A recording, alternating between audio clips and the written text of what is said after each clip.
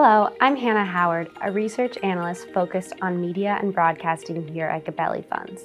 Today I will be discussing the U.S. political advertising outlook for the upcoming 2024 presidential election cycle, which is expected to be another very robust one.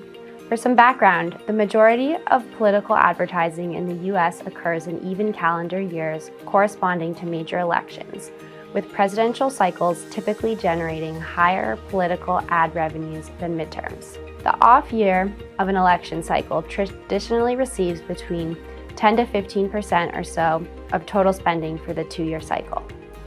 Additionally, while core advertising is highly volatile during recessionary periods, politicians and PACs are generally well-financed.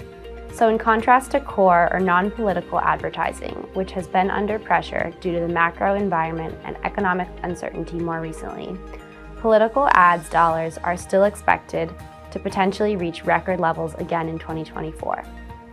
Ad Impact forecasts the 2023-2024 U.S. election cycle will be the most expensive of all time, with roughly $10.2 billion in political expenditures across broadcast, cable, radio, satellite, digital, and CTV, which would represent a 13% increase over the previous record of $9.02 billion in the 2019-2020 cycle.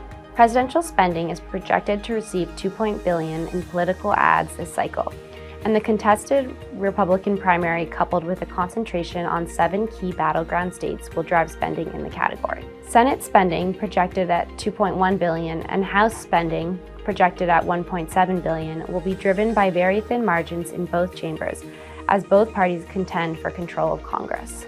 Gubernatorial spending is expected to see a predictable drop-off compared to the 2021-2022 midterms election cycle at just under $400 million, as there are only 14 seats up for re-election.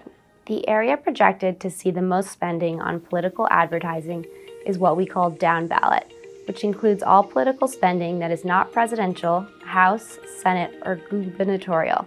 This category is expected to see $3.3 billion in the upcoming cycle. So who will benefit most from the significant windfall in political ad dollars anticipated in 2024? Local TV stations are uniquely positioned for political advertising given the regional nature of their signals.